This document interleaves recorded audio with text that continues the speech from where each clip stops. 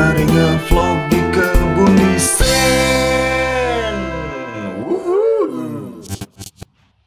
Assalamualaikum warahmatullahi wabarakatuh. Selamat datang di vlognya Kebun Desain.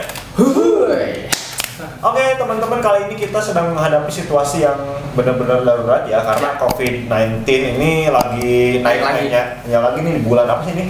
Pertengahan Juni sampai di awal Juli. Oh ya, itu lagi naik-naiknya nih teman-teman. Mudah-mudahan cepat berlalu ya. Tapi meskipun lagi situasi darurat seperti itu, kita selaku pelaku usaha harus bisa mensiasatinya nih, Dek.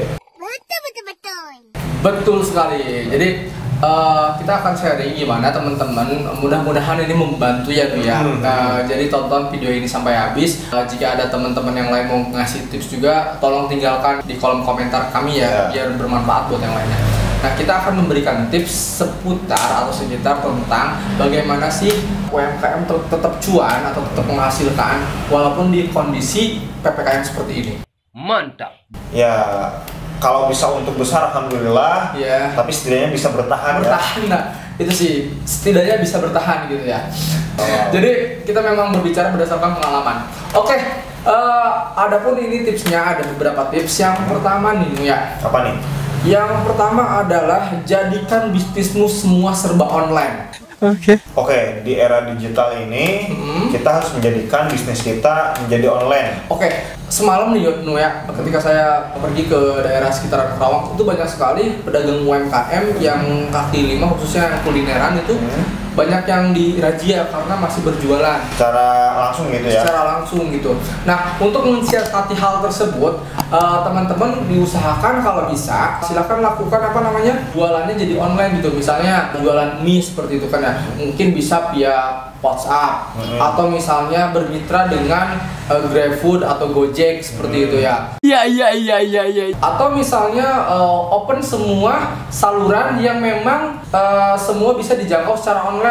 Entah itu bisa melalui Instagram, Facebook dan lain-lain seperti itu. Jadi online-nya di mana? Ya bisa di media sosial, bisa di marketplace kayak Tokopedia, Shopee, terus atau GrabFood. Kalau misalkan bikin web, kalau misalnya emang kalian punya budget ya, kalau misalnya punya budget bikin website, silahkan bikin website. Karena banyak sekali keuntungannya, kita bisa grabbing data dari situ. Ya. Itu memang tahap kalau kalian udah punya modal yang cukup lah ya.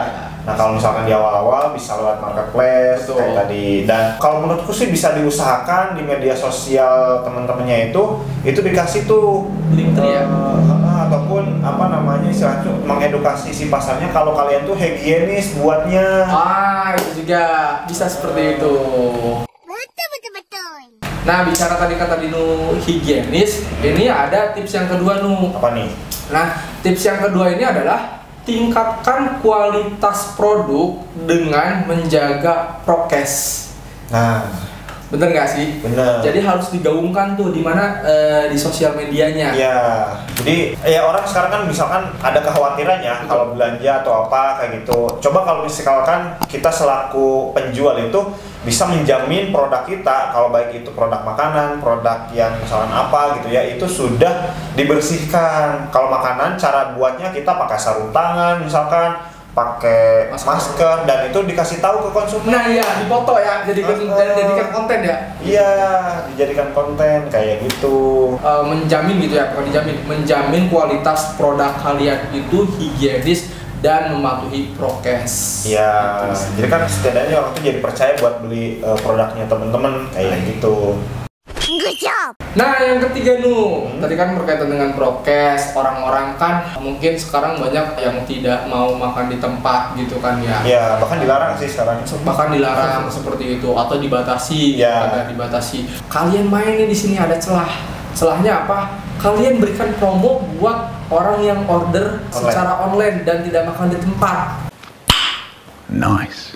Ya, kasih promo di awal lah ya. Ada kortingan berapa gitu. Persen misalnya. Ya meskipun misalkan untungnya lebih kecil buat temen-temen, tapi setidaknya orang-orang itu jadi order kayak gitu. Betul sekali, jadi order ya.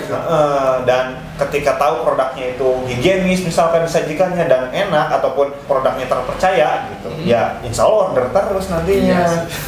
Jangan khawatir gitu, karena rezeki udah diatur masing-masing. Yang penting kalian berusaha gitu ya. Jangan hanya tinggal diam ketika memang ada PPKM ya udah kalian nggak jualan. Nah itu salah sekali. Kalian tetap harus berjualan karena UMKM ini adalah roda penggerak ekonomi Indonesia. Iya, ada UMKM nggak ada yang gaji selain kita kalau kita bergerak gitu.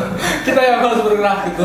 Kita yang harus berjuang gitu. Siap. Nah, setelah berikan promo, itu jangan hanya promo aja, tapi kalian harus jalin interaksi lewat media sosial.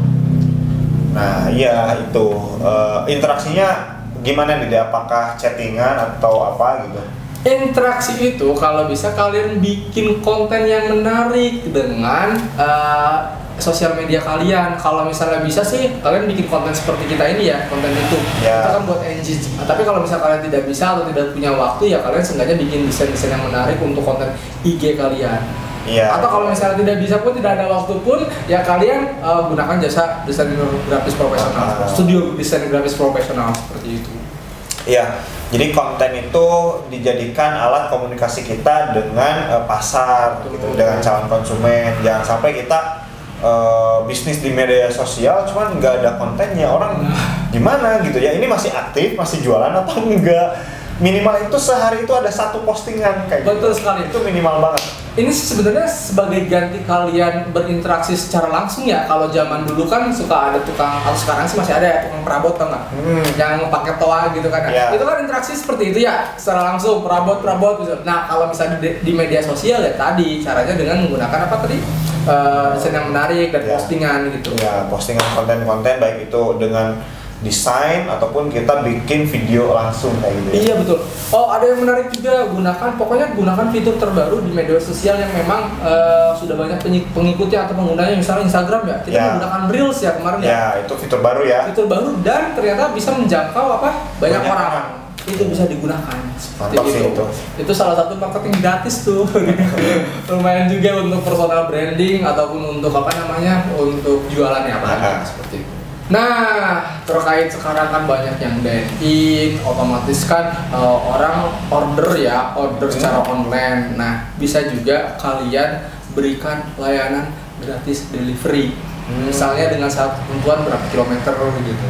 Iya, dengan jarak masih lingkungan satu kecamatan dikasih gratis order. Kalau misalnya jauh beda kecamatan ya silakan pakai GrabFood atau GoFood. Kayak gitu ya. Ini untuk apa? Ini untuk menjaga agar konsumen kan mikir ya, kalau misalnya order ke kedai sebelah itu pakai ongkir, kalau 1 kilometer, kalau di sini nggak pakai ongkir ya pasti yang milih yang nggak pakai ongkir. Iya. Gitu. Ada pertimbangan sendiri. Jangankan masalah ongkir, masalah parkir. Kalian pernah nggak, katakanlah kita ke Indomaret atau Alfamart gitu, pasti milih yang yang nggak ada tukang parkir ya. Tukang parkir ya kayak gitu. Lumayan soalnya itu. Tapi kalau untuk daerah kayak misalkan ada di desaku itu kan banyak tuh perumahan-perumahan gitu, ada perumahan ini. Nah di kampungku itu ada yang jualan bakso dan dia ngasih gratis ongkir kayak gitu. Wah, itu bisa ditiru.